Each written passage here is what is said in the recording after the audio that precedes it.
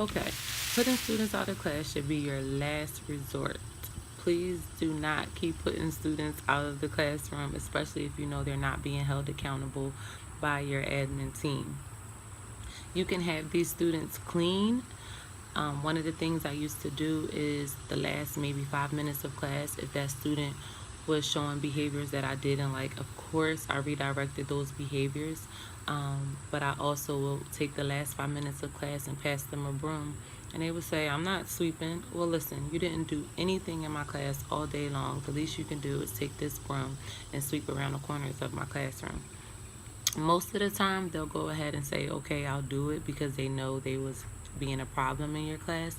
If they say they're not doing it, that's when you probably want to have a one-on-one. Like, so you think that you don't have to do anything for me, you can sit in my classroom, you cannot do work, and think that this is okay. This is not okay.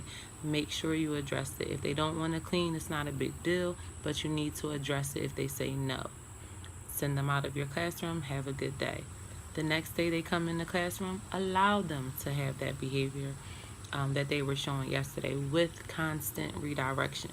So if their thing is getting out of their seat and maybe tapping other kids or taking things from other kids, listen, you can get out of your seat in my classroom all you want, but you will not disrespect my students. You will not disrupt my learning. It gives them an ultimatum, like, you, not an ultimatum, but a choice. If I'm going to get out of my seat, I will, but I'm definitely not going to make her more upset by touching other peers and doing that. And the only reason why I'm using get out of this seat is because I have so many students that refuse to take their meds, and that's one of the things they needed to do, was actually get up, sit down constantly. So I will allow them to do that, but I would be manipulating their behaviors. You can get out of your seat if you're going to go clean a desk, if you're going to walk to the front just to take a break, but you cannot move or touch any of my things or any of my students, so on and so forth. Now, other students will see this and they're like, well, how come he gets to get up out of his seat? Please tell the truth. Tell them that you're struggling with that student's behavior. You've already spoken to, the principal, the dean. You don't want that student to get suspended. You just want all students in school learning. Whatever it is that you have to say, but let it be known that it is your choice that this student is behaving that way. Now, of course, you're not tolerating that student cursing or anything like that, but getting out of your seat. I had one student that used to need to just put his head down for like 5 minutes. I would allow him to put his head down for 5 minutes because sometimes the medicine made them sleepy. You want to have daily one-on-ones with that student. Yes, they're being a problem in your class, but you're still giving them the same attention that you give other students. Good morning, how's your day? Are you a 1? On a scale of a 1 to 10, what are you? 1 being you're calm, 10 being you a little hype and you might get on my nerves today. They will tell you the truth. Well, I'm like a 5. Okay, let's try to bring it down to a 3 so I can have a good class, please. You also may want to do a home visit. Now, this is after your phone calls, after your teacher conversations, after your conversations with the dean. Go ahead and make a home visit. Go to the parent. What day would you be home? I want to come over and talk to you. And if they're like, no, what you need to talk, man, we could talk right outside your front door at my car. We just really need to address your son's behavior or your daughter's behavior. When you get there, you're think of like the mob scene where you're giving them an offer that they can't refuse. Like, you sit them down, listen, I don't want your child to get suspended. I don't want you to have to deal with their behaviors at home. I want them in my classroom. So I'm offering something, maybe some money. Listen, I got $20 for them to go to the movies, and make sure you do it in a gift card.